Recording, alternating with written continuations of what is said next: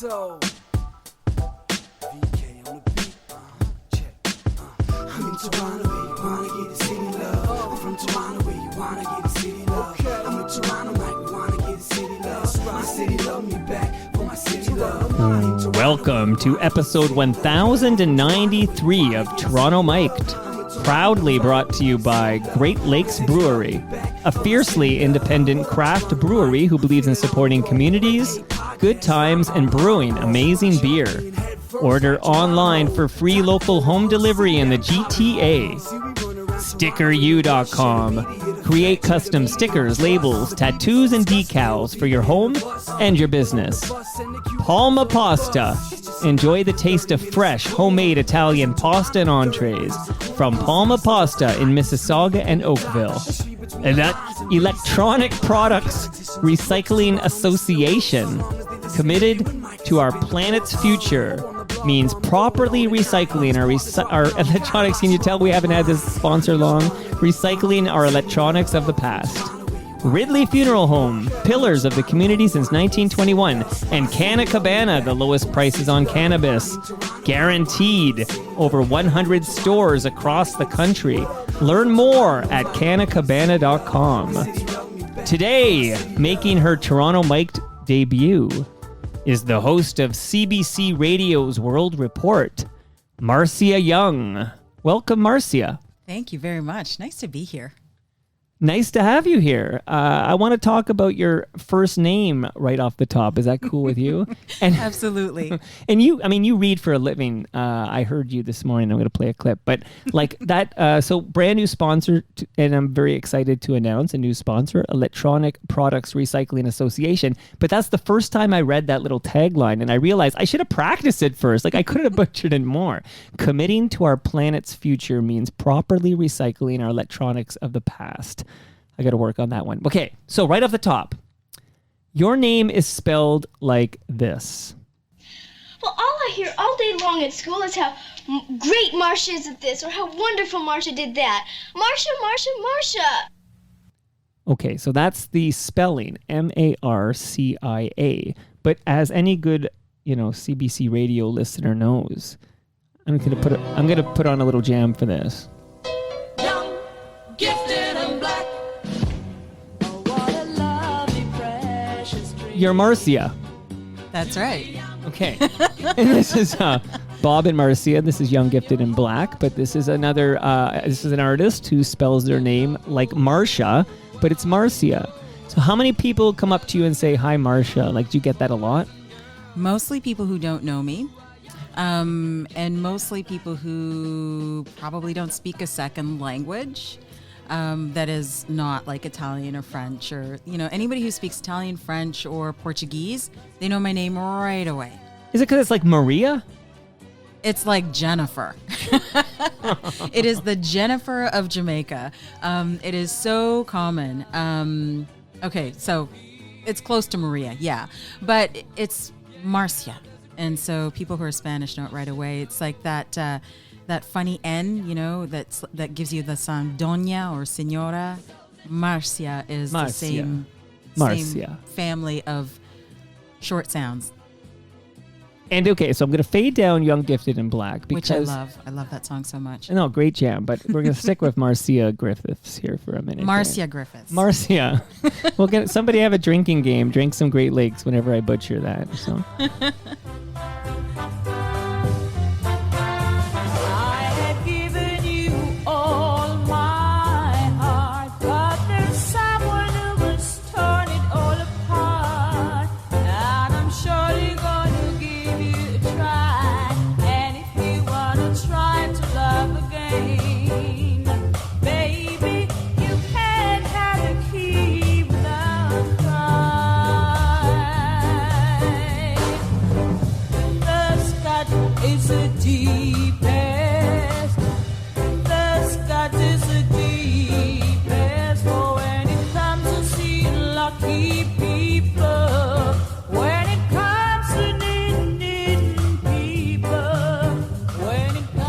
Okay, this jam was covered by Marcia Griffiths in 1974.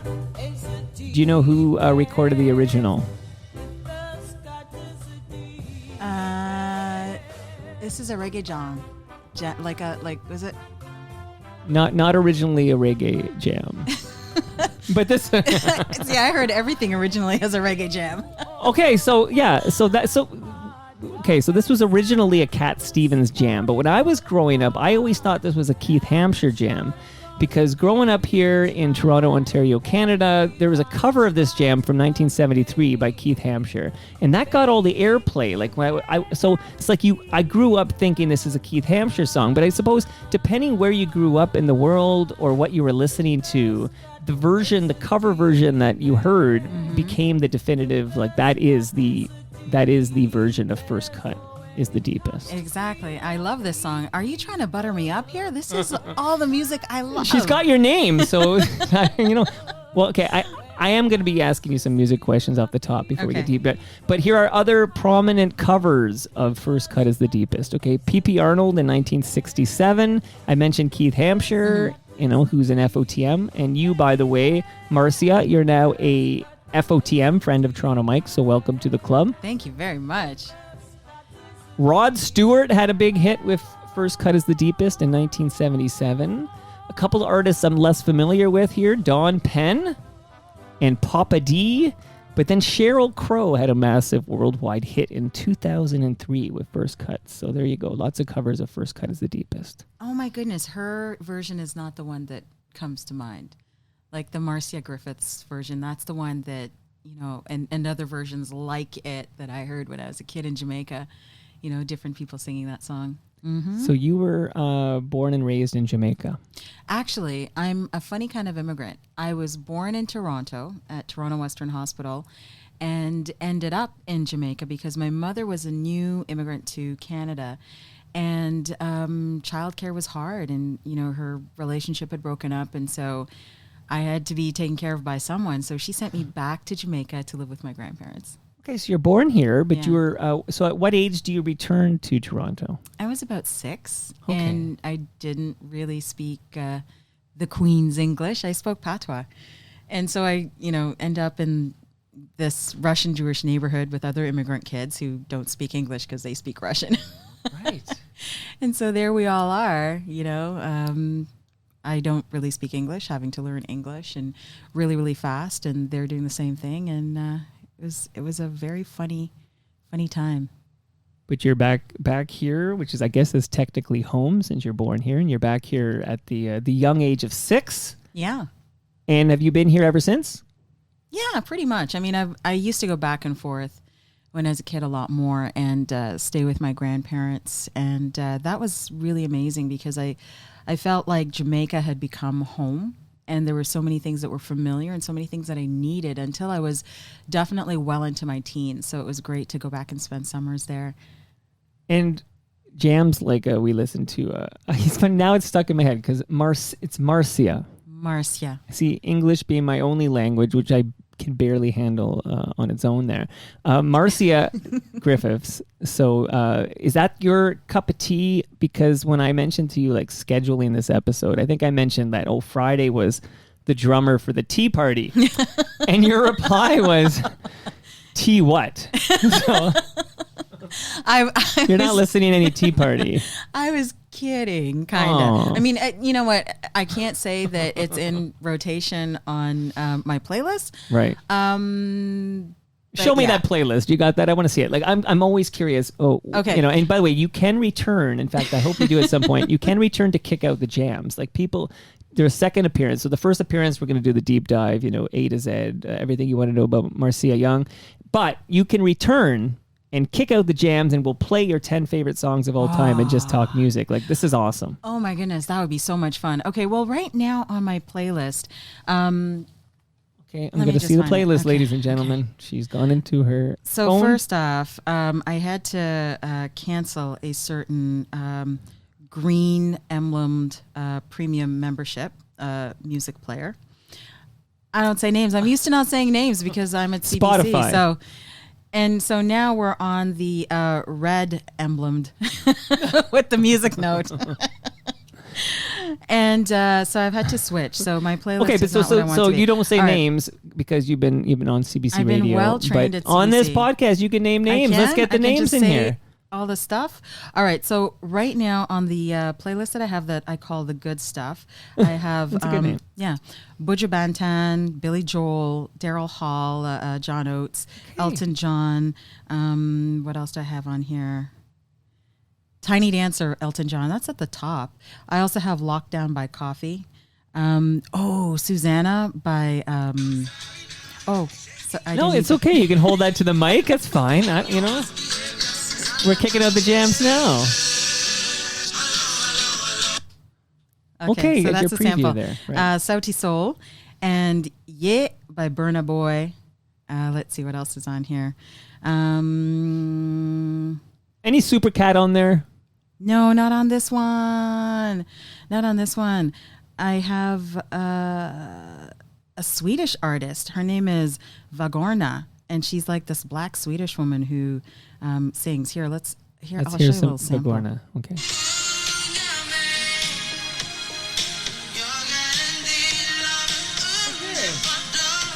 Okay, so will you come back and kick out the jams? Yeah, sure. Because then I can wear this. Then I can wear. We have to talk about my shirt for a moment here. It can't be all about you. So I am wearing, and people can see the photo for this episode when they find the landing page on TorontoMike.com. But and I'll also tweet it and put it on Instagram. But I'm wearing this shirt, the CBC shirt, that was put together, created for the 1976 Olympics in Montreal. So this shirt goes back to 1976. That is amazing. It's in really good condition. It's just like perfectly faded in that perfect way. It is the orange that reminds me of Mr. Dress Up. Oh yeah, that same tickle orange. trunk kind of orange. Yeah. Okay. Now that's my jam right there. and Casey a Finnegan. blue that no one sees anymore in the CBC building. Like that's a unique kind of blue. Like it pops up, I guess, on the Because everything's odd red wall. now at CBC. Well, it's like red. There's some green walls, because we have that Lego building. Right. Yeah. And so the colors are all kind of different. The funniest thing was there was a painter in the other day, and they're painting this giant wall behind my desk. And I kind of joked. I'm like, hey, what color are you going to paint that wall? Can I pick something? And he's like, yeah, you could pick it, but I'm not going to paint it that color. And it's gray. And actually, I just remembered that the wall got painted because I'm looking at this blue thinking, wouldn't that be nice to have around? And we're not that adventurous anymore.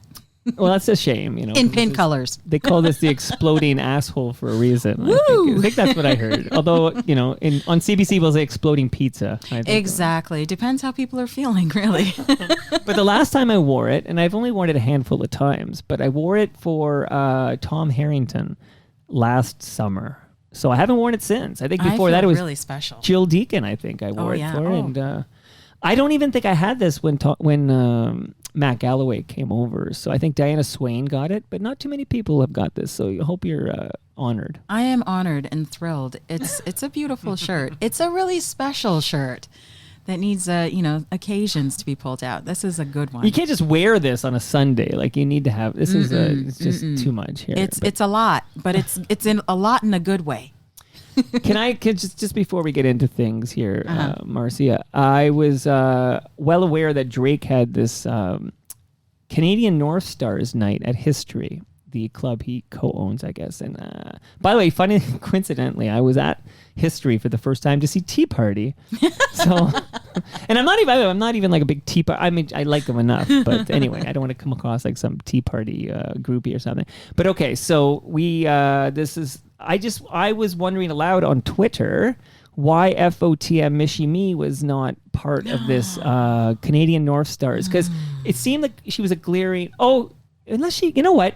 I think maybe I wasn't there, but I think they announced a special guest, and I actually think now that I'm hearing myself rant about this, I think maybe she was part of the special guest that maybe Drake did fly her in, and I think maybe she was part of Canadian North Stars, so maybe Drake did it right. Well, I hope so, because Mishi Me is really fantastic.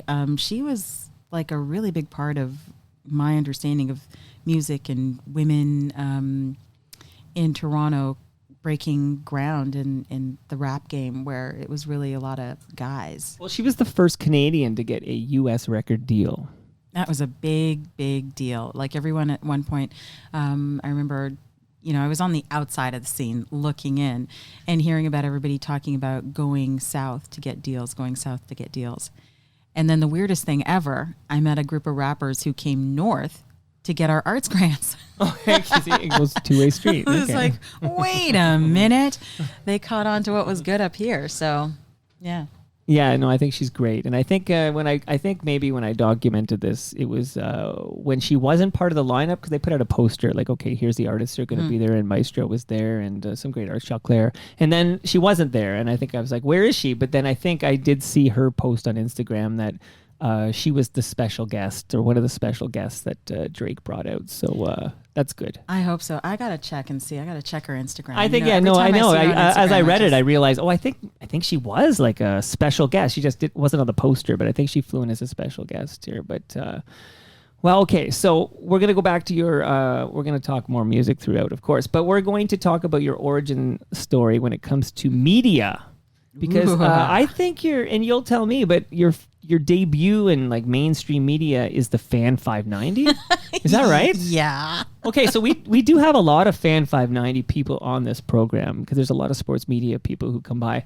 So I got to hear this. Like, how did that come to be? And tell me anything you can about the Fan 590. All right. Well, I had I think I was just about to graduate J school and needed a job, and I'd put out a whole bunch of resumes, and I just actually, I wasn't quite graduating yet, so I was almost graduating, and I needed like an internship, and I needed a job, and I needed to kind of get into the industry, and I could not get in. Like, I didn't know anyone. Like, my mother worked for a sportswear factory, and she didn't know people in media. We had no in at all, and I decided to come up with a research project to figure out who people were hiring.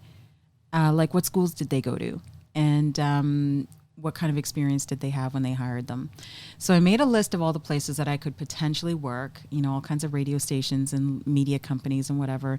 And I came up with like a list of 10 questions, and whomever would answer the phone, I'd try to get to a manager or something and see if they would answer my questions for me.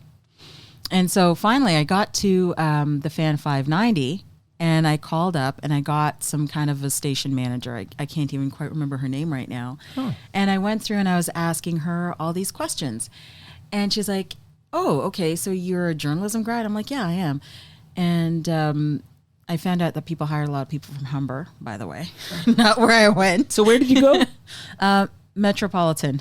TMU.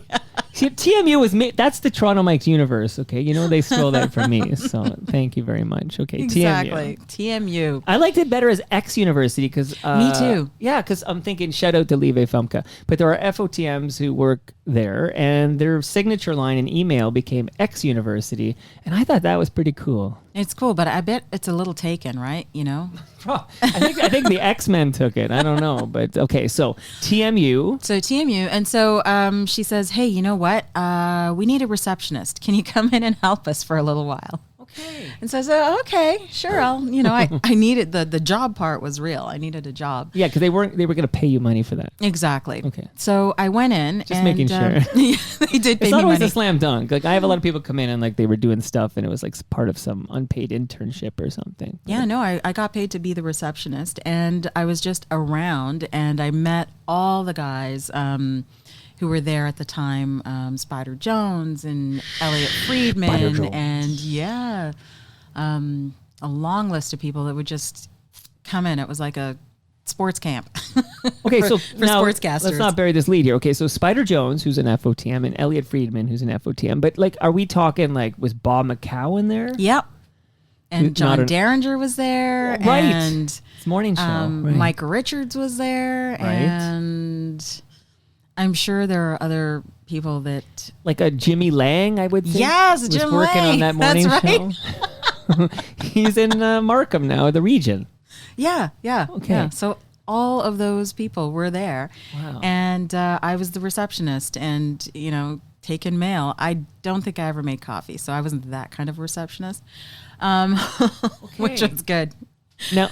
and Scott Metcalf was there. Okay, so Scott Metcalf is coming on Toronto Mike in September because the Fan 590 slash 1430, because it was 1430 before 590, has a milestone like anniversary coming up. And if I do the math, I guess that's 30 years. So, 30 years. So 30 years of the fan 1430 slash 590. Happening in September. Scott Metcalf's going to make his debut. That's amazing. He was a very, very cool news director. So I would get to talking to him, and I said to him, listen, I have a journalism degree. I really want to be a reporter. What can I do for you? What can you teach me? How can I get out there? What can I do? And so he got me to help on some little newscasts, and he gave me a tape recorder. And one story, he sent me out into the middle of the lake when when one of the planes had crashed during an air show, and said, "Gather what you can." And so I did that, and it was exactly what I thought it would be, and exciting, and I had no idea what I was doing. And Scott was amazingly patient and just kept giving me these great opportunities. It's like, you go to J school, and at the time we thought that we were ready for anything. We were ready for some very simple copy. Right. Because you got to put in your reps and do it, right? Like you do. And it's also like developing that instinct for what's a story, what's different in a story, what do I actually need to go tell people today? And that doesn't come. I think there are some people who are brilliant, and I've seen them, and they're post-grads. That means that they went through a whole other program before, right, and then they went to journalism school. I went from high school to journalism school, and I didn't know what I didn't know, and I had to learn it. And Scott Metcalf was really very gracious and patient, and he believed it was possible for me to get there. Okay, good to hear. Good to hear. I'll maybe even play that back for the guy in September. I can make him feel good. But I'm wondering what caused you to go to J school in the first place? Like what was the spark that was like, I want to be a journalist? It was a process of elimination, I think I had been a journalist all my life, and I didn't know it. I would sit around with my mother, and we'd be going places, and I'd be like observing people and just talking about in detail what I'd observed about these people. And she'd look at me and she'd say, "They're just people. Give them a break." Why are you so deep into these people? And they weren't anybody that I knew. I just found people just so incredibly fascinating. So that was when I was a little kid. And then there was writing in the school newspaper. And, one of my very first interviews was Marion Cadell. Do you remember the Sweater song? Of course. Oh, love that song. And that was a really cool moment, to think that I could just call up somebody, say that I'm with the school newspaper, and ask them whatever I wanted to ask them. So that was kind of neat. And then doing the yearbook and stuff, and kind of getting into other people's business again. And so at the end of high school, I didn't have the math, and I thought I was going to be a doctor. And so I had to make some other choices. So I chose 3 schools for 3 different things. So it was like social work, teaching, and journalism. Okay. And I got into social work right away. I got into teaching right away. And the journalism thing, I was still waiting on it. And I was just like, oh, man, that's what I want. That's what I want. Any regrets? Because those teachers, like my buddy Joe from TO, man, this guy's in Mexico City right now. Like, they get long vacations. Yeah, you know what? The door has not closed, right? Right.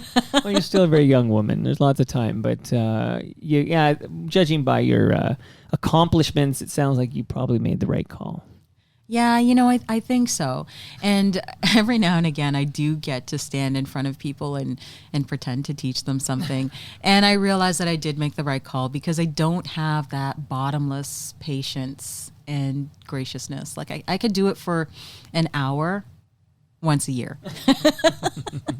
Okay, fair enough. So the Fan 590, how, and I guess at any point, did they want you to do anything regarding sports, or they just basically you can do some news stuff while you're there? Okay, here's what I did with sports. Right. I did some kind of I think there was a bar named Boosters that was right beside Maple Leaf Gardens way back when on College Street, right? And so Spider Jones and his partner at the time, I'm sorry, I can't remember his name. Let's do this. Let's do it. Norm Rumack. Yeah, that's it. Norman Rumack. That's right. Hammerhead alert. Hammerhead alert. So they did like this show from the sports bar. Okay. And my job was to do some little game or something in between the periods when they were not talking. So it was live to air. Actually, that was my first kind of live to air thing. And did this game, and people won stuff like fries and beer. And this aired on 590. Yeah. Cool. Okay, Yeah, so you're like a Martin Streak out there, and you're you're just missing the Beastie Boys and Tool. So that was as close as I got to anything sports, because it's not in my blood. But Gord Martineau said to me, "Read the sports pages, just do it." And Gord, thanks. Well, Gord, who's also an FOTM, good advice, because you don't want to like say something like, "Oh, the Jays needed another touchdown." Like, you just want to say something that like exposes you as like a sports fraud. You just need to be able to speak the lingo a little bit. Exactly. I'm not that bad, but I really feel like basketball is a thing that a lot of my friends, my dearest friends, love. Like, they would, give up a lot for basketball. And I'm just like, You know what happened to me? I got a... Even 2019, you were like that. No, I wasn't. I was Okay, down you the jumped. street at the party. Yeah, no, I was there. I'm a bandwagon jumper as well. Okay, I'm good. so good. I'm fast. I'm on it. I got in the mail one time, totally by mistake, a LeBron James jersey in like 3XL.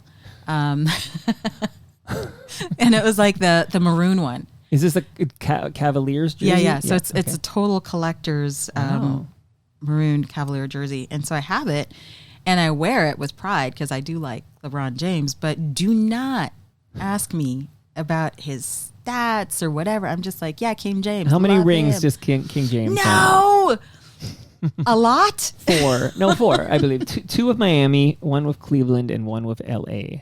I just have to think of his head size hands and how many of those fingers are full of rings. He was here for the Caribbean Carnival. He was like in town, I'm told.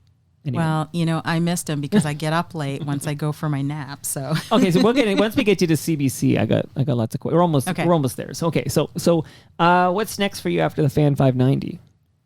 So after the Fan 590, I went to the sister station, Easy Rock, where I met Mike Cooper. Hold on. I love Easy Rock. Oh, God. And so because they didn't hire me as a journalist, I was like Person Friday, did a little bit of everything. And then I got roped into like the marketing study of who listens to Easy Rock and what songs they like.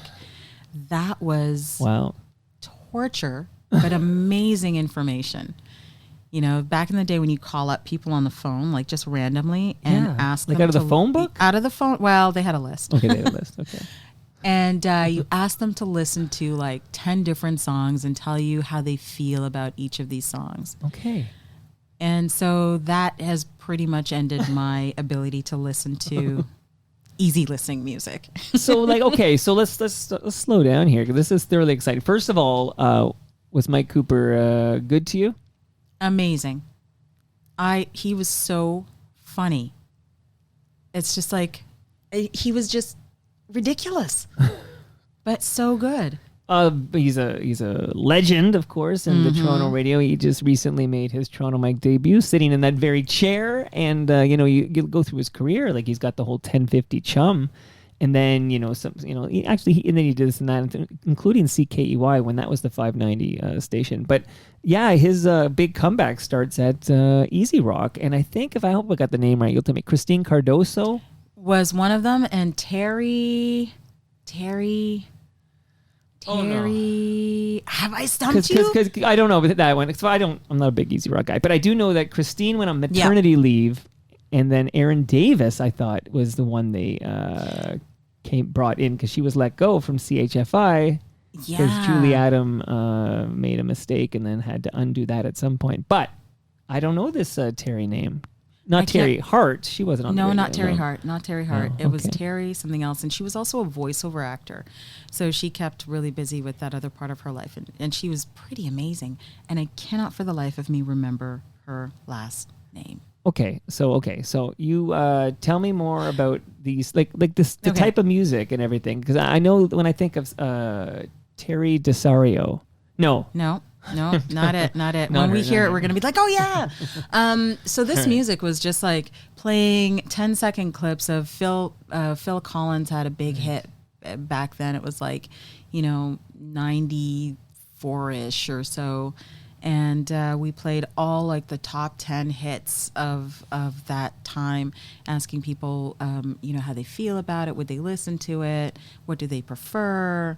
Terry Michael. Yes. Thank you very much. Terry Michael. Okay. My source for that, no joke, because I can show you right now. My source for that was I Googled it and I ended up on my own website, TorontoMike.com, which is a true story, to learn that it was Terry Michael. And I have I have ads and everything. Okay. Yeah. So I love easy rock. Okay. Sorry. Continue. So that whole like telemarketing moment was discouraging. It was terrible, and there was a whole bunch of us who had bigger career aspirations, but we would do anything to be in radio and be around radio. And Hugh Burrell was there at the same time. He was doing news and traffic, and I learned a lot from these people. From Mike, we had great conversations about back timing and how old DJs could back time a song to hit at whatever point, and they dip it down and be able to say whatever they want or go to the next The thing. posts. Mm-hmm. And back in the day, they didn't have, like now the computer tells you where the posts are. Like I've seen the Exactly. software. It's like you got to post at 16 where maybe some new instrument shows up, and then the words show up at 32. And I think I can hit the post if I'm looking at a countdown clock. Yeah, but imagine to do the math yourself and to find the spot back then on a record. Right. Or I don't even know how they did it on an 8-track. Like that's just a mystery. And like that's technology I've never even seen work. But he talked about all this stuff. Right. And it was such an education and so important. I really enjoyed those conversations. And then watching Hugh Burrell work. And then they let me do the traffic a couple of times there. He was a so- nice guy. Now I want to say he's working for like a fishing and like Bass Pro Fishing and Sports outlet or something, or maybe I'm completely wrong and he's working for a golf place. He's working for some big like sporting company at this point. So But he's making real money. he had to leave. He left radio to make some real money, which is a smart move by Hugh. Oh yeah, I mean, it's funny at those radio stations. I think there were very few people who could actually live off. We were all like side hustles and gigs and trying to figure it all out. Bob McCowan was making real money, and then I think Aaron Davis was making real money. I think you're right. Few and Yeah, far it's like between. at the top. You had to be at the top. You had to be sitting in the chair every day, and that was your job. Right. Mike also taught me about the bits. Like the stuff in between the songs. And how to prepare for that and all the things that you're going to say. I think a lot of people think it's just like, it just comes off the top of your head. But Right. you do have to prepare. And who else really kind of helped me to understand that in a way better way long after he'd left the CBC? Andy Barry. Okay, yeah. Andy Barry. He did this video for everybody who works at CBC and anybody who wanted to watch about how to be a good broadcaster. And I'm like, oh my gosh, this is amazing. I could not tell you where to find that now on CBC. Like these things come up, you watch them, and then I hope it's still around Why somewhere. don't you score that for me? I'll share it on my YouTube channel. No, I Andy would Barry, love man. to. I gotta call like the guy who made it to ask him where to find it, because these things sort of get deep into a website. And Yeah. then- It's like the dark web. We Yeah, gotta dig yeah. up the Andy Barry how-to. I need that advice. Okay, you clearly the last half hour has taught you. I need that advice badly. So if anybody can shoot me that Andy Barry video. Okay, so after Easy Rock, because you didn't love Easy Rock. Oh no. It's that whole like telemarketing thing said it's time to go. Like, Hugh was there and Mike was there and Terry was there and Christine was there, and they had a team. And I was not quite ready for radio at that level at that moment. I went to TV.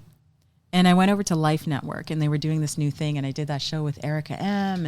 And there was some other crafting show with Sue somebody, and all I remember from that experience was a lot of eucalyptus leaves, like everywhere, all the time. They were always crafting, always trying to figure out some way to make a What are you, koala bears? Come on. wreath for your door with eucalyptus. And I could only do that for so long. I was, again, the person Friday, but I learned to produce there. Okay. Which was really pretty awesome. I mean, I produced like this fashion segment where I would go to like all the stores in Eaton Center that would let me, and I would just take all their clothes and then like do this thing. And we had a host, Donna Holgate was the host of the show at the time. And so we'd do fashion do's and don'ts, and we'd set up these outfits, and that was a lot of fun. But it was the kind of production coordinating that was really cool. A lot of fun.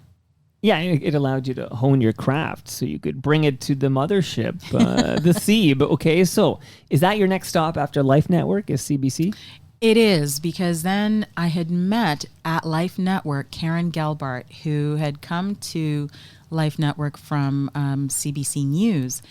And there was one moment where we were sitting in our pretty comfortable offices at Life Network. We'd moved down to Eastern Avenue at that point, and so it felt like really kind of hip and new and whatever. And so I thought, hey, she's got such a cool office, and she's got this team of mostly women who are just young and up and coming and whatever, and it seemed just perfect to me. And she says to me, you know what? Somebody died today, and I didn't know that they died. Like, she was talking about some famous person in the news. I can't remember who it was. And she was so upset that she didn't know that the person died like 2 minutes after. And here's the crazy thing. Yeah. That's a very newsy experience, because we know when something has happened as quickly as it has happened in many cases. And not to be callous, which is another newsy kind of quality, but I got it, and I wanted that.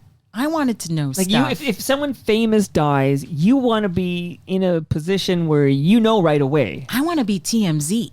Right. Like, or I don't really want to be TMZ, Okay. but like they always get the goods, right? I want to know what's going on as soon as it happens. And this is before they invented Twitter, so that we could all be on the same page. Exactly.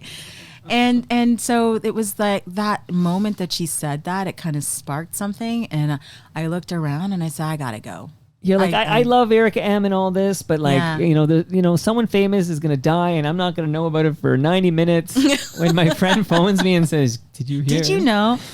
Yeah. I'm dying to know. Oh, by the way, shout out to Ridley Funeral Home.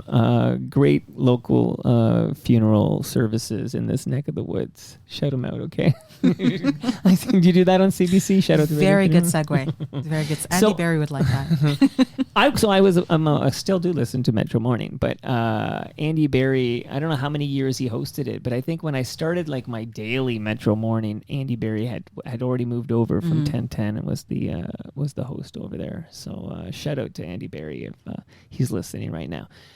All right, so you end up at CBC. How the heck do you get the gig at CBC Television? Okay, well, I was an editorial assistant. Oh, and by the way, you want a beer? You don't know pressure. Like, there's no peer pressure here, because I'm gonna crack open a beer because I had. You're just gonna just like that. So now we've been talking for a while, but they did come from my fridge. But you are They're really a bit nice late, and cold. I am late. But I'm gonna crack open a burst. So I want to thank Great Lakes Brewery for sending over the fresh craft beer. So I'm going to enjoy this. And just so you know, you can crack one open, but you don't have to. Well, thank you. I'll save it for later. On your nails, I'm just noticing for the first time. Like, each hand has a different theme, and fancy schmancy. That's Very nice. the evil eye there on my ring finger. Is that what that is? Okay, so when you give Or me the next to the ring finger, finger. the eye will be looking at me there. It will Because be it is the looking at you. middle. It is the middle finger. Blinking in such a pretty way. And since I'm enjoying my beer right now, your shirt matches your hair. It's pink. Is that intentional that you have pinkish hair and then the shirt needs to be pink to match? Well, when you change your hair to a crazy color, I think you just have to go with it all the way. I noticed today that Halle Berry has purple hair, which is very exciting. She's tweeted out busting your a picture of her. style. I know. She's catching up to me, that Halle Berry. Shout out to Halle Berry. Also, since we're breaking down here, before we talk more CBC, I have in my freezer upstairs a frozen lasagna for you to take home with you. Oh, thank you. Courtesy of Palma Pasta. Like, that's real. So that box is empty, but when you leave, it's going to be full. Wow, thank you very much. These are lovely gifts. I'm glad you're accepting them. Okay, so the green, that's a measuring tape because you never know when you have to measure something. So you have now and that's courtesy of the aforementioned Ridley Funeral Home. So you can keep that. I don't know if you have a handbag or a purse or something, and if you have to measure something, you're ready to go. You know what? I got to tell you that I always have a measuring tape in my bag, and it's broken. So this is a perfect replacement. It's like I knew. Like you knew. Thank you very much. And we're not even done here yet. Okay. There's a Toronto Mike sticker, courtesy of stickeru.com, where you get your great stickers and decals and temporary tattoos and such. It's a really good quality one, too. Look at that. Oh, yeah. So you stick that somewhere and let me know where it ends up, and then you'll see it. It'll last forever, so be smart where you put that. And last but not least for now is we have an ashtray. I don't know if you smoke cannabis, but you might have if you don't, you have a friend who does, but that is courtesy of Canna Cabana. Also a good coaster. It's also a good coaster. And Canna Cabana will not be undersold on cannabis or cannabis accessories. And people can go to cannacabana.com to find a location near them. There's 100 across the country. Okay. Talk to me. We're getting you here now to CBC television. So you knew you needed to change things up. Life Network, you didn't know who died. And now it's time to go to the place where people go when they need to know instantly who just passed away. Again, we're in a pre-Twitter universe because now I know right away when someone dies. Yeah. Because I'm on Twitter. Yeah. How did you get the gig at CBC? So I ended up back in the day, CBC had a job shop, which was downstairs in the atrium of the John Street building there, Front and John. And so you go down and you go into this little room and they'd post everything on the wall and you'd look at it and you'd sort of make your choices and then apply. Really old school. And so just I kept applying to jobs, and then finally they gave me a call for editorial assistant. And I went in, I had to do a writing test. And because Scott Metcalf had helped me along after J School, I was able to write an acceptable piece of copy and, do a pretty good interview. Sure. And then get in. And I ran scripts for, Peter Mansbridge and Allison Smith and, these are the big shows. The big shows. And it was so amazing. Back in the day, running the script for the National, I mean, it was a very big deal. You had to run fast, and because Peter needed to mark up his script. And then at one point, this was really early on, somebody would tape the scripts together because they'd be printed out in quadruple or something on this weird paper. And they'd tape them together and then roll them over through a camera, and so his marked up script would be exactly the thing that would go into the teleprompter. So that was the system way back when. Okay, now what kind of guy was Peter Mansbridge? Also pretty funny. He was really cool. With me, he always had time to talk to me about whatever. And I remember there was a moment where I had gotten the job finally in radio, and I had actually by that time gone to CP24, come back to CBC, and I was now working in radio. And my team, I didn't understand them, they didn't understand me, and I went to Peter Mansbridge and I'm like, what am I going to do about this? I don't, these people. And he said, listen, you belong there, you got a job to do. And he might have said some expletive. Just do it. Okay, so it was supportive. No, good to hear. Peter FOTM as well, but he also contributed audio for episode 1000. So, which was nice of him to do that. And his wife, I recently reunited his wife, Cynthia Dale, who was in a movie called Heavenly Bodies.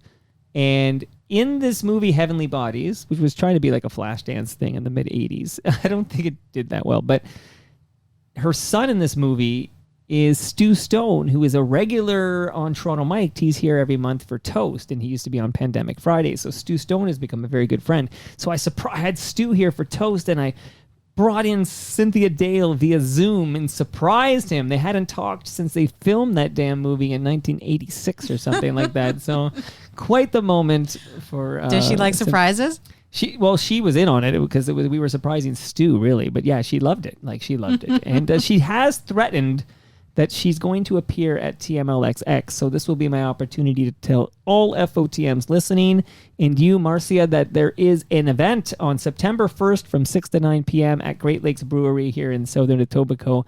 And it's going to be awesome. Everybody should come because Palma Pasta is going to feed us. Your first beer is on the house. There's going to be other goodies in store. Some great Canadian musicians who are also FOTMs are going to perform an acoustic jam or two. It's going to be a great night. So September 1 from 6 to 9 p.m. Tea party coming?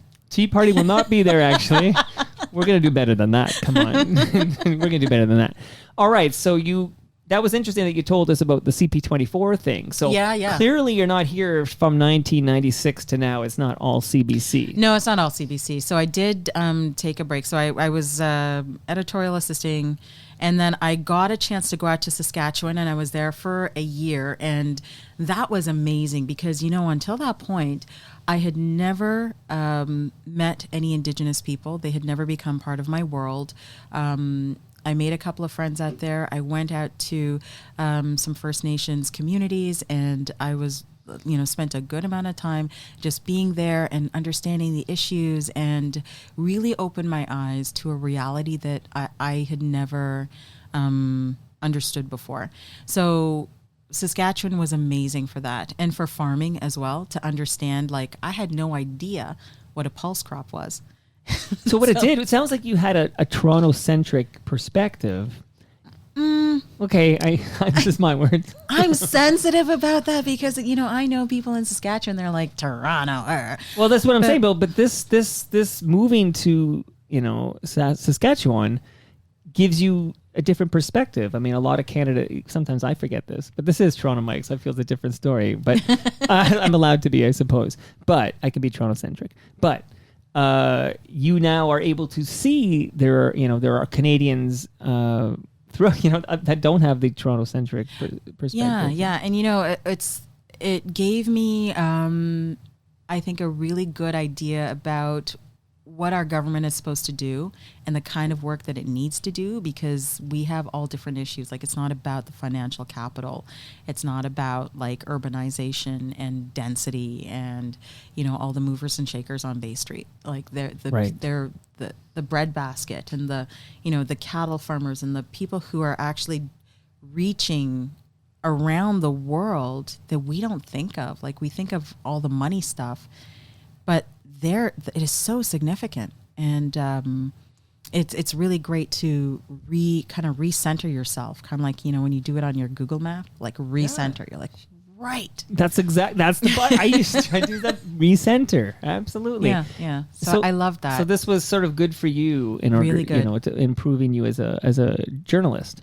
As a journalist, as a person, I always realize now that there's a slightly different way to see something, and I try to catch myself and kind of step away or step outside or step around to figure stuff out.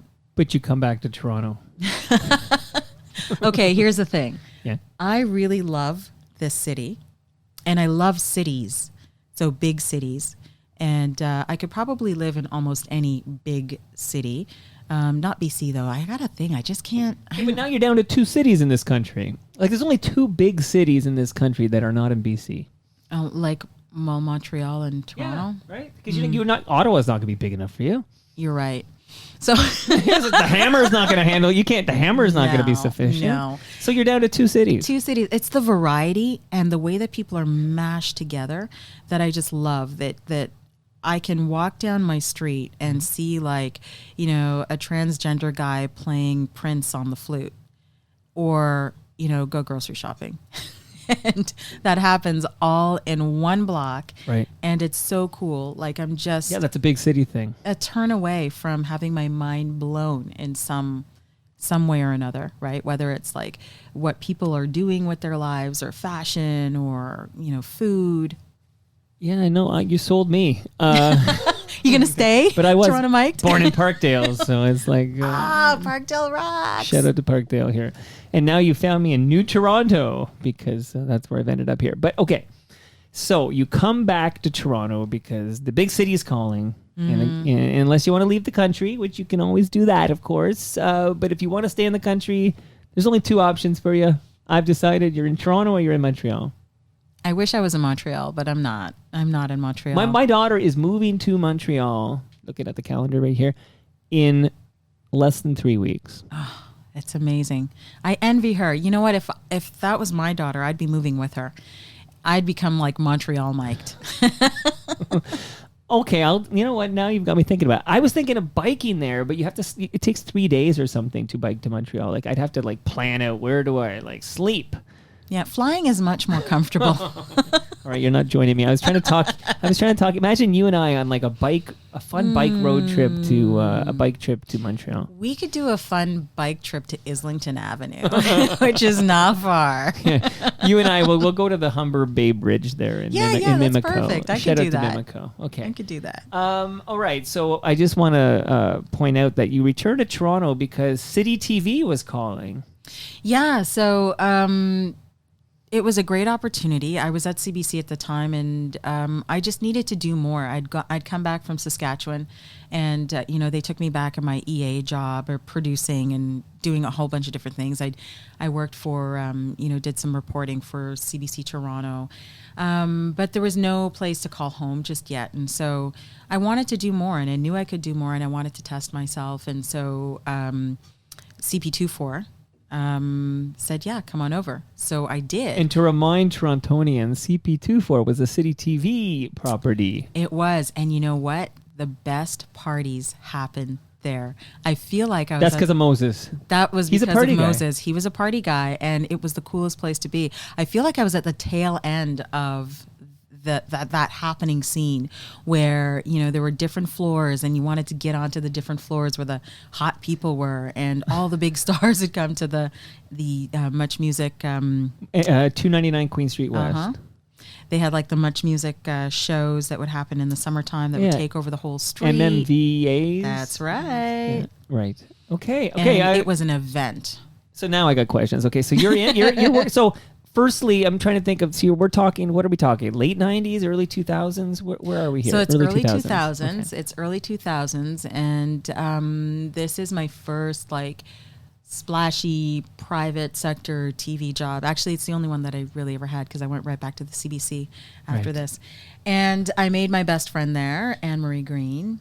Okay. And it was really a lot of fun. We partied like crazy people. So is that code for cocaine? No, we were not.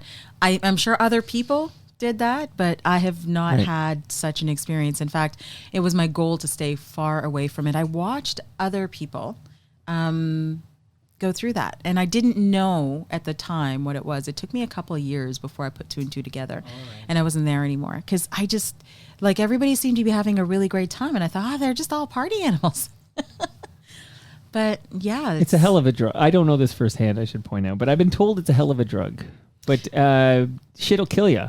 Well, yeah, it makes people talk really fast. It keeps some people really skinny, and That's their secret. and it keeps some people up a long time. But And then your heart blows up in your 50s. I never saw any. I know it was going on, but I didn't Right. see it with my own eyes. So, it was a lot of rumor. Let's just say there was a lot of rumor. So to get back to the news for a Okay. moment, although that's the interesting stuff, is all the coke that was at I know, but I 299 can't Queen talk Street. about the. Yeah, well, do you you weren't know part this of for a it. fact?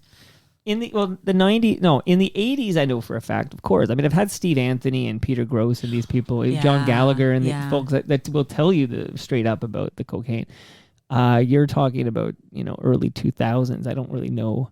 I don't know. I doubt Coke was as prevalent in the early 2000s, but there were big news stories, and you're now on these. This is not like go out in that lake and see what you can find out, because you're reporting on the Columbia disaster. That's right. Yeah. Yeah. That was a weird one, because I remember we were watching like the smoke trails in the sky, and I think I was just so young that I couldn't believe that pun something. intended. Yeah, exactly. Right. I couldn't believe that something, even though I had seen, I think it was the Challenger disaster. Challenger, 87. Yeah. Or 86. When I was in 87. elementary school. Right, me too. Yeah. And, but still, it wasn't imprinted enough to inform my reality at the moment of seeing the Columbia disaster with the smoke plumes. And so I honestly, sitting there as a news person on the desk anchoring, thought that there was some mistake, and that somehow we were going to find out that, it was just part of the ship that had, either fallen apart or caught fire or whatever. And then they were safely up in the sky. And so that was a really weird moment. And I remember coming off the air, realizing that I hadn't registered that, but I think it was just youth. That would change though. And I would start to, I think, register things in a very different way. And also you were covering, of course, SARS. Yeah. And I remember when Toni Morrison decided that she wouldn't come to Toronto because she was afraid of SARS. And at the time, even though I was reporting on it, I didn't know anybody who had SARS. No, now we've been through COVID, so it's all different now. It right? is all different. But I was working in Thornhill, actually, at a software job, and when SARS was happening. And it's the biggest change in my life, as I recall, was that that's when they added the hand sanitizer. Like now we take them for granted. There's these places you can pump and sanitize your hands, but that was added during SARS. Like that was a SARS thing in the building. Yeah, I remember being totally afraid of Hospital Row, though. We're thinking that, okay, well, we'll be fine anyway. We just don't go on Hospital Row. That's all. Right. And then everything, don't worry about it. Yeah, so SARS, I mean, you covering SARS, I'm curious, how did that affect your coverage of COVID-19? Because I always said wrongly, I think, that, no city on the planet is better prepared for a pandemic than Toronto because of all this stuff we learned from SARS. Like I used to believe that. And then when SARS hit, it very quickly, I realized, I was wrong. Well, thank goodness for the people who are actually adults and working in it at the time, like Dr. Alison McGeer, for instance, because I realized that I was at a very different point in my life at that point. I was single and clubbing and, had no kids. And my only concern was, can I make rent? And so I was very healthy. There was nothing wrong with me. I had no reason to be anywhere really near the healthcare system. So it didn't affect me in the same way. I think COVID is a whole different game because it was affecting everyone. It didn't matter where you were. It didn't matter what you worked at. It didn't matter your health status. Like it was an equal opportunity virus. And so that was kind of different. So I need to get you to CBC Radio. Okay. But I am naturally curious. Are you there for the beginning of CP24, like the launch of CP24? No, I was there early days though, right? For CP24, early-ish days. I mean, where the time that City TV and CP24 shared resources, and so I ended up on the anchor desk a lot when the reporters couldn't anchor. So the expectation was that the reporters would anchor for some of their shift and then go out and do their stories. And, they were really talented people to be able to turn around news stories so quickly. And, they had good sources and the police talked to them. They had their police sources and it was just really cool. But I wasn't a reporter. Well, that was Mark Daly, right? That was Mark Daly. He was connected to all the cops. He was really awesome. And I think of him so often. We used to do late nights together. So I would anchor and then he would do the 11 o'clock for a long time.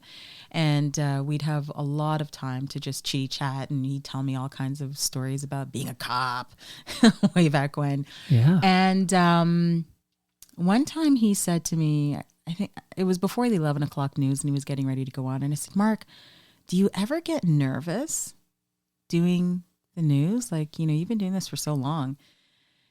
And he looked at me in that Mark Daly voice, the voice, which I would so love to hear again.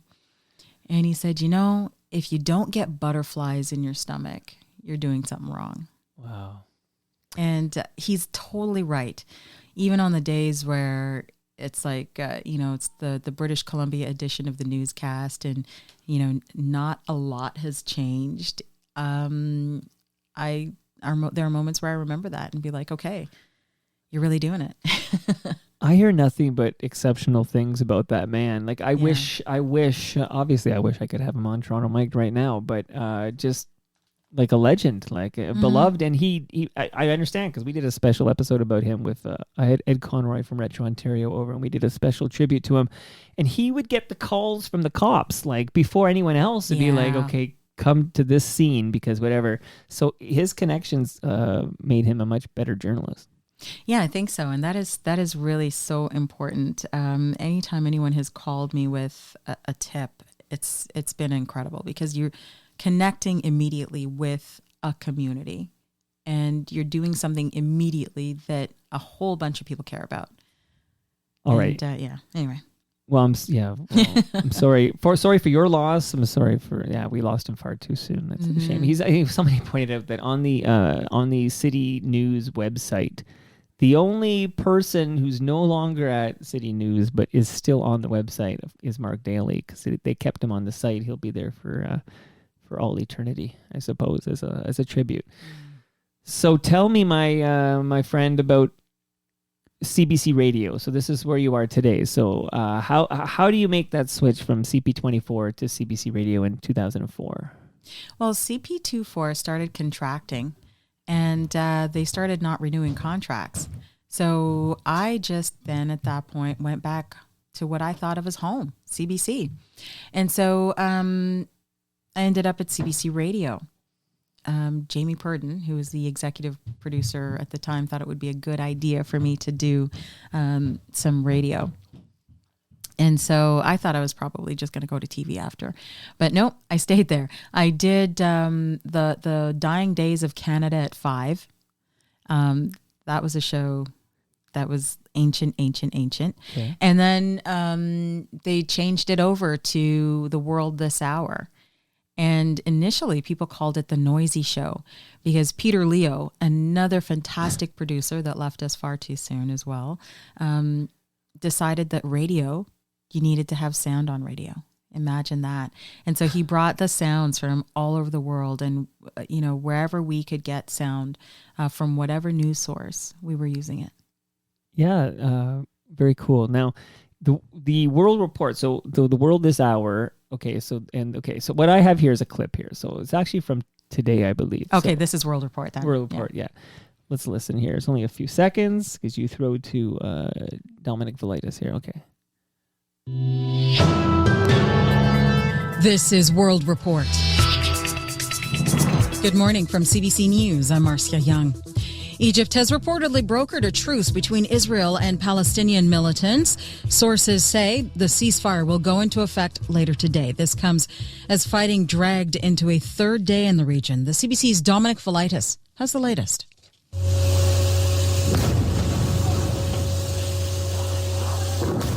Israel's Iron Dome missile. Okay, now I have questions. Okay, so so what time of the day? What time of the day was that live? That could possibly have been the 5 a.m. The 6 a.m. show today, because it's the weekend, Saturday. Okay, so why don't you tell us, like, when can we hear you on CBC All right, Radio 1? You can hear me on CBC Radio 1 very early in the morning. So like anytime between 5 a.m. and noon, depending on where you are in the country. So really, 5 a.m. to 9 a.m., wherever you are in the country. What time are you waking up? If I'm working during the week, I would be awake 2:30ish. Wow. Yeah, and on the weekend I get to sleep in until about 3:30. That's a funny sentence. Yeah. Okay, So, okay, so you can't come to TMLXX because you can't do a 6 to 9 event. Well, it depends on the day of the week. Depends I how might be badly you able want to do it right now. Yeah, and sometimes, I mean, once I did go to a Lenny Kravitz concert, and I stayed up until like the second encore, which was like, But that's like 11. yeah, because it was at But your alarm's going Ontario off at- Place. Right at the now, But then I had to stage, get right? home.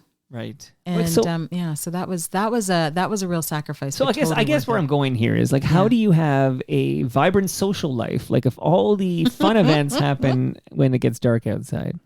Vibrant is relative. I have to pick and choose the things that I Right. go to, and I have to say, okay, well, I'm gonna go to this thing on Friday, so that means between now and Friday, I have to really be on top of my naps and kind of take it slow so I can build up the sleep bank. Do you want to elaborate on the napping strategy? Every morning show host, and you're getting up 2:30. That's even like I know I work with morning show people, and they're like, it sounds like 4 a.m. or whatever, but 2:30. Yeah. So, like, is that because you have a lot of work to do before your voice is set into a microphone? Yeah, well, I have to, if I haven't listened to my shows, the various shows before I go to bed, I have to do it in the morning, which means that I have to give myself a little bit of time to do that. Right. And so that is the 2:30. Sometimes I just push it to 2:45 because I need those extra 15 minutes. Rebel.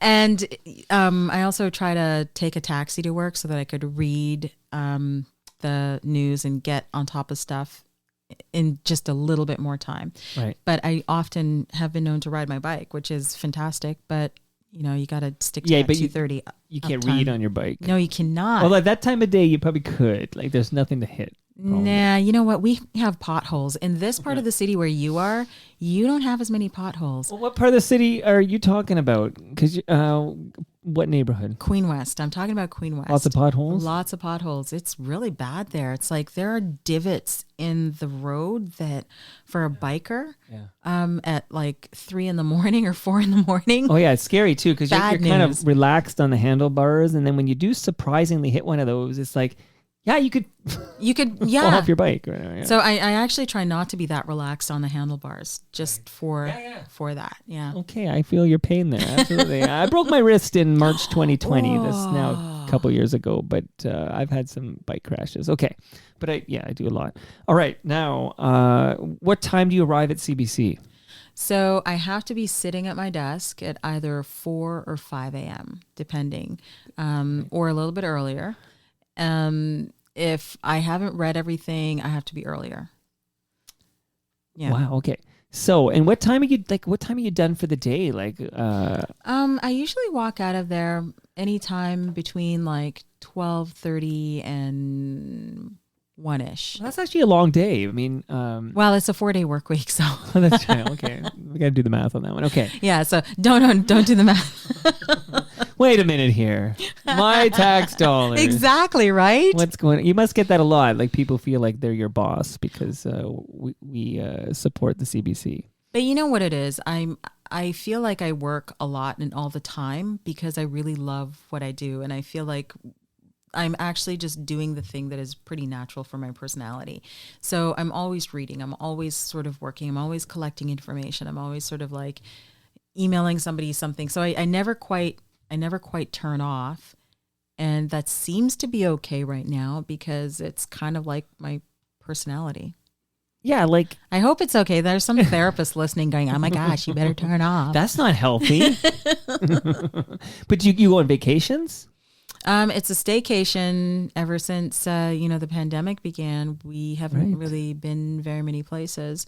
I really love to go to Europe. Like France is one of my favorite places, or any place French. I'm such a Francophile. Love it, love it, love it. So I was even looking at Saint Pierre and Miquelon, thinking, oh, I could just kind of do that. Okay, so speaking of that neck of the woods here, okay, so because you're very good at your job, I don't want people who. It's funny. I was talking about you coming on, and then anyone who's like, I listen to a lot of CBC radio, and I realize not all Canadians are listening to CBC radio. Okay, but so those who listen to CBC radio like know who you are, and then those who don't, like when that's a black hole or whatever, CBC radio, they're like, who? Right? Because it's like there's two solitudes in this country: the CBC radio listeners and those who don't listen to CBC radio. But I want people to know, like, well, let's talk briefly here about when Barbados cut ties with Queen Elizabeth last year, right? You traveled to Barbados and you hosted World Report and covered that story, like on the ground. That was amazing because it really was an opportunity for me to dip into an issue that I care very much about, you know, the independence and sovereignty of Caribbean places and states. And, you know, my family's Jamaican. And so my wonder was, you know, could that happen in Jamaica? Are they ready? Can they go there? The answer is not yet. The answer is some people are still talking about it. But going to Barbados and meeting the prime minister, who is a woman, a powerful Black woman who really is not concerned about what other people think. Right. And it was all just so powerful and affirming as anything. It was amazing. Did you meet Rihanna there? Speaking of powerful and affirming Black women, I saw Rihanna. Okay, so I was close enough to Rihanna that if I screamed her name, she might have looked in my direction. Okay. That's pretty close. Yeah, this is as close as I probably will ever get. I was on a press riser with all of the international press, kind of like across a kind of a courtyard in Barbados as they were celebrating becoming a republic, and it was very, very late at night, and she looked amazing, and we weren't all sure yet if she was actually pregnant at that point, and later we would find out that yes, she was. And her dress was the most unique dress in that entire crowd of people, this gold number that was leaving very little to the imagination. Well, you would know your fashion, okay? You know your fashion because my inside source tells me that you dress like $1 million every single day when you arrive at the CBC studios.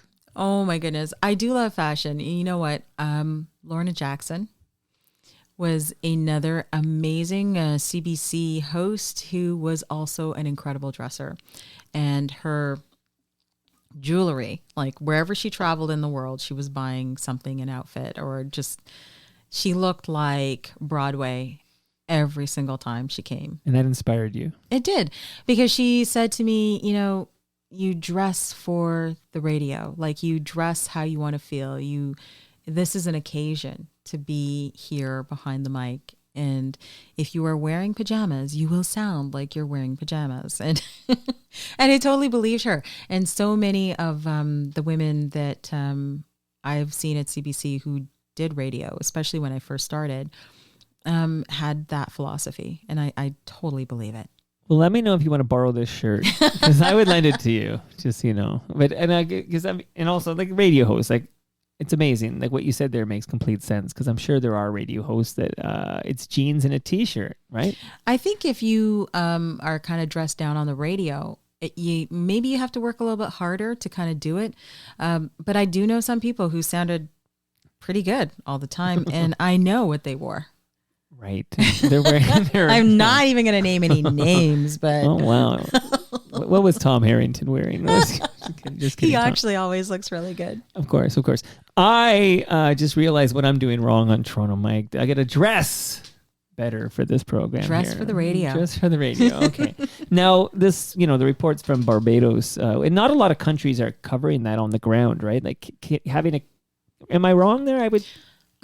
Well, there were like the British news outlets were there, and they're gotta be there. And some Americans were there, but we were, I think, the main Canadian presence.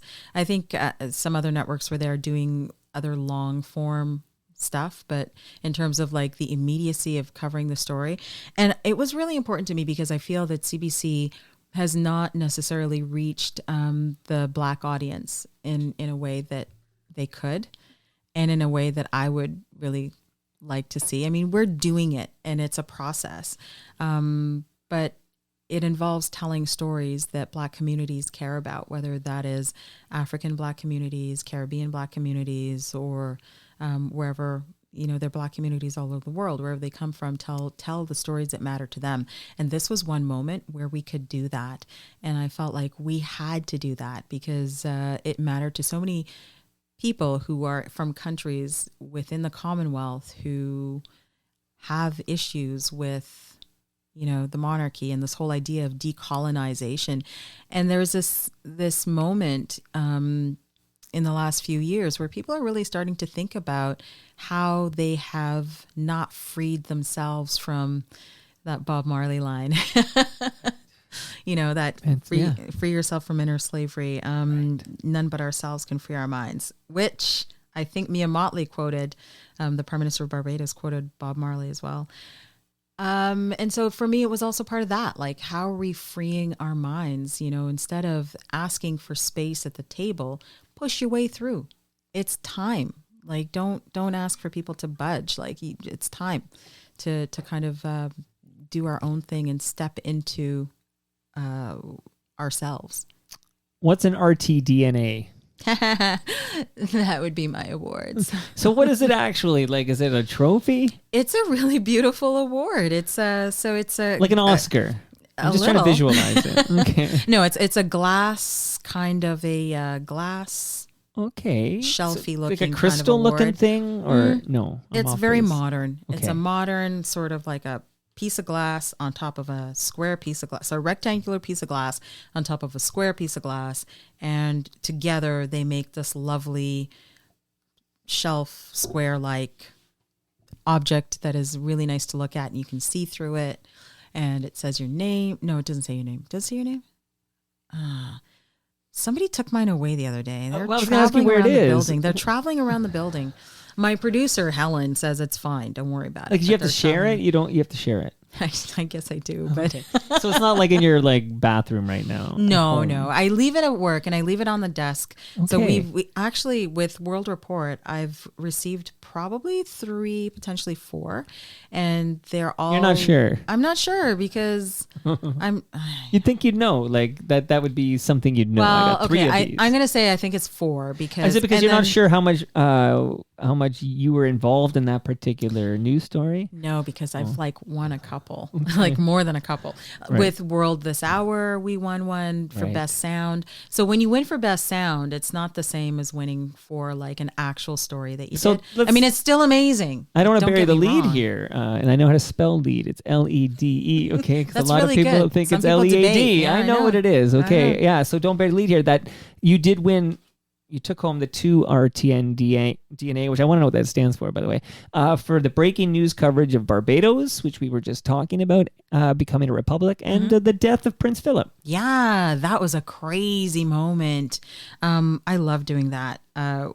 We were, I think, almost getting ready to go home, and it was towards the end of the newscast, and I think anyway, it was at some point where we started to relax a little bit more into what was going on in the world. And then we hear that Prince Philip has died, and we had to sprint into action. And of course, at CBC, this weekend day, we did not have any of our regular writers. So they were brand new people who... He picked the wrong time to die. No kidding. But lucky for Selfish. me, I find the monarchy a very interesting organization. And so I've been... Look, I watched The Crown, okay? And I don't watch The Crown. I don't watch The Crown. Well, all I know is But from The Crown. Okay. I watch a lot of documentaries about them and Prince Philip. And so, so that kind of helped. But I'd been reading because we knew for weeks and weeks and weeks that he was not well, and we were Please. watching. So The man was dead when he was alive. I mean, they say only the good die young. Okay, so I don't mean to make light of it, but yeah, this was not a shocker to me. no, it wasn't. So we had, some time to sort of prepare and understand what was at stake. And there had been lots of discussions and, articles and all that sort of stuff. So we were ready, but of course you're never really, really ready. And, but all of the reporters, the people who were live on the ground sprung into action. And there's an adrenaline rush that happens when you have to go into this kind of thing. I've never worked in the news, but I would think that when it comes to somebody like that, I would think when it comes to Queen Elizabeth II, that there's actually literally there's a plan in place. There is. And then, yes, in the moment that you're informed by the monarchy that she's passed away. A button gets pressed, and then this process starts to unfold. But like, I would think that Prince Philip would be similar in that it would be just simply like executing this plan, which has like been etched in stone. We're just waiting for that heart to stop beating. It's true. There is a plan, and the plan can get you through potentially 15 minutes to an hour. Okay. And then you gotta fly.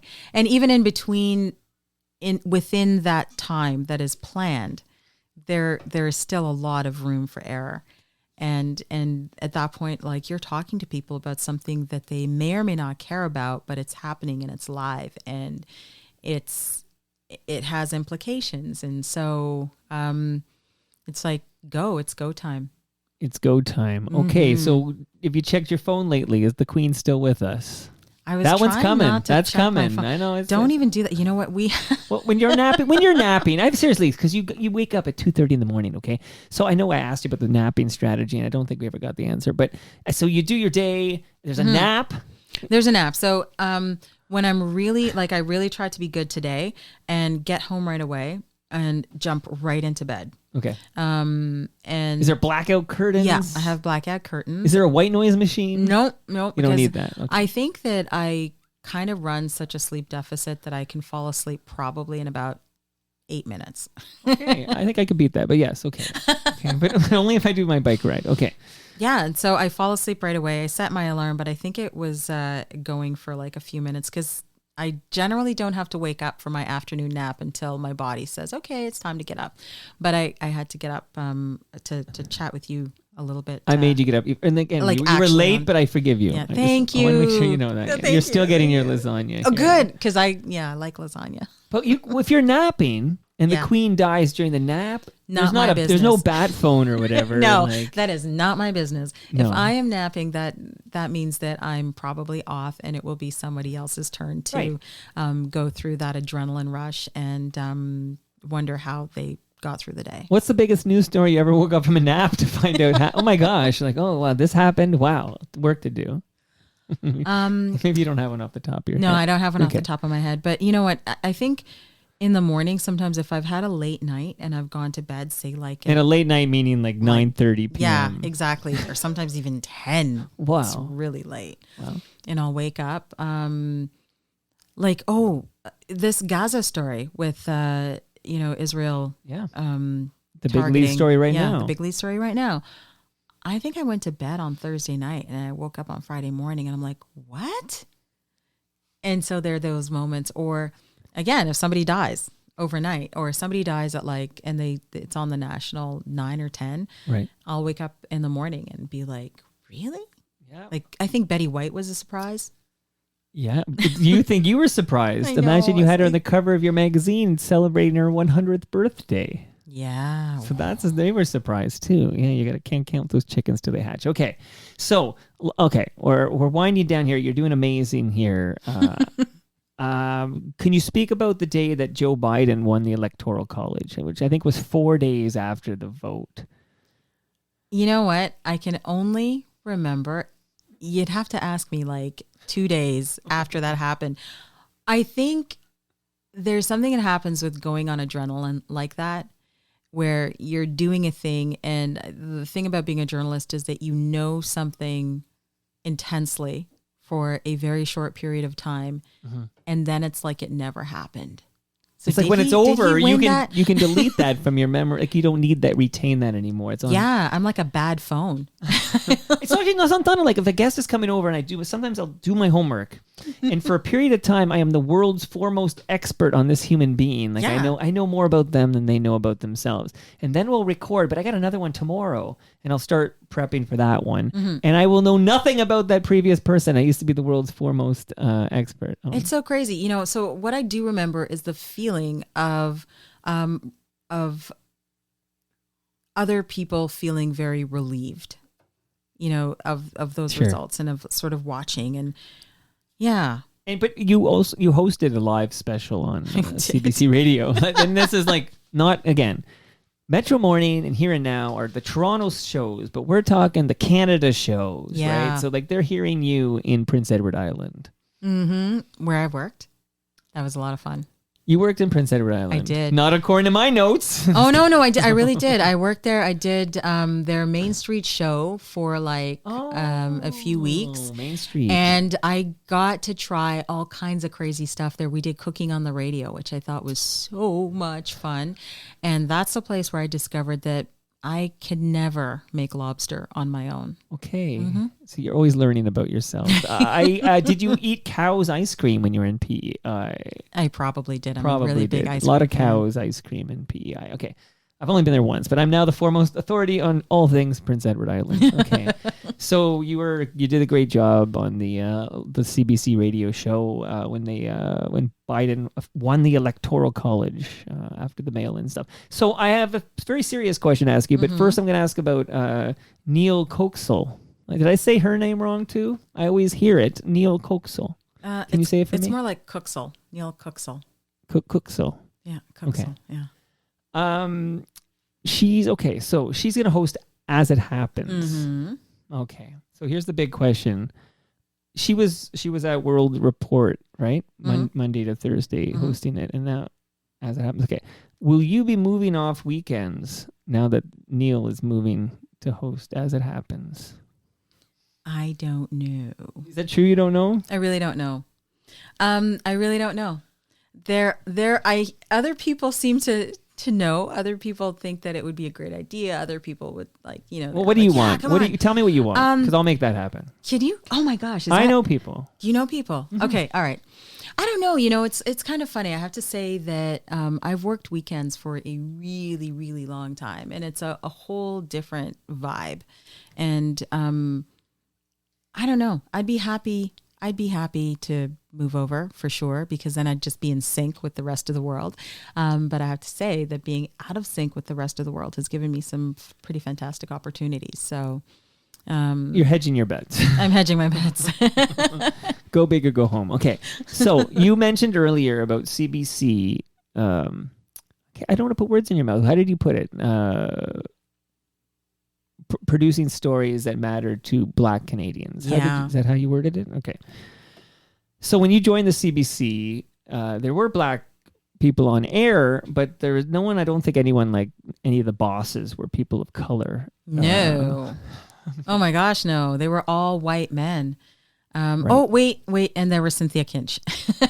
Okay. Who was not a man. Not a man. Okay. But everybody was white. Yes, everybody was white, and everybody seemed to me at the time, from the same sort of socioeconomic background. And there was one moment I remember, Tony Berman was the, I think, managing editor or something. Anyways, the big cheese in terms of news. And they wanted to find ways to reach different communities. And so I was an editorial assistant at the time, and they pulled me into this meeting because this was part of the philosophy to sort of like gather in everybody who could say anything about anything, and talk about how, they were going to approach strategy and all this sort of stuff. And I remember I strangely had the courage to speak up in this room. And at the time, like, personal computers were still an expensive, luxurious item. Not everybody was using email, and like things just were not as easy as they are today. Right. And so my comment was, not everybody has a computer right now. Not everybody has, all of these things that you guys do in this room. And maybe you have to go back to some old school advertising. Have you thought about billboards? Just sure, reaching people like where on the side of the side of the bus. Yeah, where people might actually. Until this day, I can't remember the last time I saw a CBC ad on the side of a bus or a CBC. Yeah, so it's kind of not like we advertise all over our building. Right. So if you pass by the CBC building, you'll see all kinds of things. But, I would love to see an ad for CBC in Parkdale, or an ad for CBC. You see ads for other private stations in the bus stations. Yeah, and the you'll bus see stops. there'll be Marilyn and Jamar, or you'll see the guys from, don't tell me, Roz Weston and Momoka.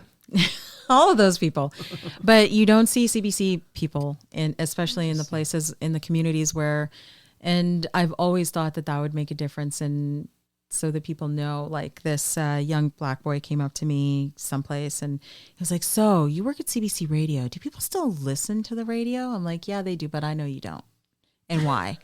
Because there are things on it that I'm sure he would like, but how do we make that connection? Right. And that's a bridge that I know we have a lot of digital people who are incredibly smart and, are thinking about algorithms and all sorts of AI and all this kind of thing. And the first thing that I want to talk to them about is the fact that think about those communities that we haven't traditionally reached. We've got a great Being Black in Canada website and information and button on our main page that people can go to for all kinds of amazing stories from across the country.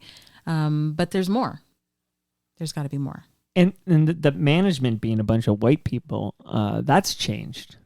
Somewhat. Well, your boss right now, that's Francis D'Souza, right? Wait, that changes too. Okay. But well, what's going on here? Yes, mostly. Yeah, I'll say that, mostly. Okay, yeah. People remember Francis from City TV. Mm-hmm. That's right. He was a reporter there. We were there at the same time. And it's worth noting, just because she's an FOTM as well, but your senior producer at World Report on the weekends, is that Amber Giro?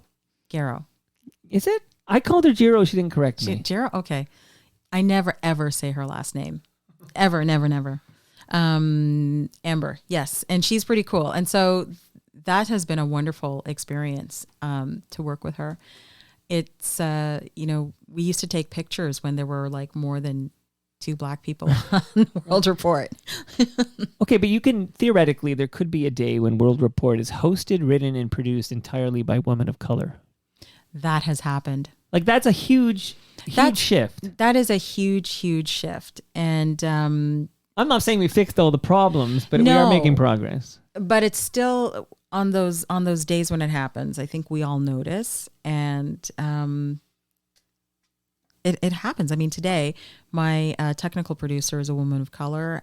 There's Amber and there's me. And then we have our boy band of writers. By the way, there's an episode of Toronto Mic'd with Amber, who I think it's Giro, but now you've got, I question everything. If you notice, I haven't said your first name in like a half an hour. I know. I'm like gun shy. So now it's fair, right? I'm about Amber and you're about Marcia. Okay. Marcia. It's always about Marcia. Right. Okay. No. But the Amber Giro episode is fascinating because she opens up about racism she experienced in the CFRB newsroom. That's 1010 on your AM dial, by the way. And it's just really interesting to hear her story. Okay. How was this for you, Marcia? How was this episode of Toronto Mic'd? How was this experience? It was a lot of fun. And was it good enough that you will come back and kick out the jams? I will come back and kick out the jams. Absolutely. I will get my playlist ready.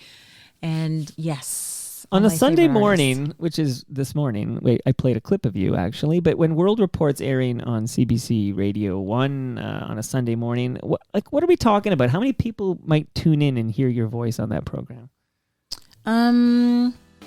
Hundreds of thousands at least. I'm saying 1 million people are listening to you. You know what? I never look at the stats, and I know it's like probably more than 1 million. I know it is. It has to be. Well, it's almost as many people as will hear you on this episode of Toronto Mic'd. So. That is awesome. Marcia, thanks for making the trip. This is awesome, but you're not leaving without that lasagna, so don't go anywhere. Thank you. And that brings us to the end of our 1093rd show. You can follow me on Twitter. I'm at Toronto Mike. Marcia, how can we follow you on Twitter? Marcia Young CBC on Twitter. And you can find me on Instagram, Marcia Young CBC, I think. And yeah, that's me. Our friends at Great Lakes Brewery or at Great Lakes Beer. Palma Pasta is at Palma Pasta. Sticker U is at Sticker U. Electronic Products Recycling Association are at EPRA_Canada. And I will practice that intro I butchered very badly at the beginning of this program. Ridley Funeral Home are at Ridley FH. And Canna Cabana are at Canna Cabana_. See you all next week. But the smell of snow warms me today. And your smile is fine, and it's just like mine, and it won't go away. 'Cause everything is rosy and gray. Well, you've been under my skin for more than 8 years. It's been 8 years of laughter and 8 years of tears. And I don't know what the future can hold or will do for me and you. But I'm a much better man for having known you. Oh, you know that's true because everything is coming up rosy and gray. Yeah, the wind is cold, but the smell of snow warms me today. And your smile is fine, and it's just like mine, and it won't go away. 'Cause everything is rosy and gray. Well, I've been told that there's a sucker born every day. But I wonder who. Yeah, I wonder who. Maybe the one who doesn't realize there's 1,000 shades of gray. 'Cause I know that's true, yes I do. I know it's true, yeah. I know it's true. How about you? Oh, they're picking up trash and they're putting down roads. And they're brokering stocks, the class struggle explodes. And I play this guitar just the best that I can. Well, maybe I'm not, and maybe I am. Ah, who gives a damn? Because everything is coming up rosy and gray. Yeah, the wind is cold, but the smell of snow warms me today. And your smile is fine, and it's just like mine, and it won't go away. 'Cause everything is rosy and gray. Well, I've kissed you in France, and I've kissed you in Spain. And I've kissed you in places I better not name. And I've seen the sun go down on Shakra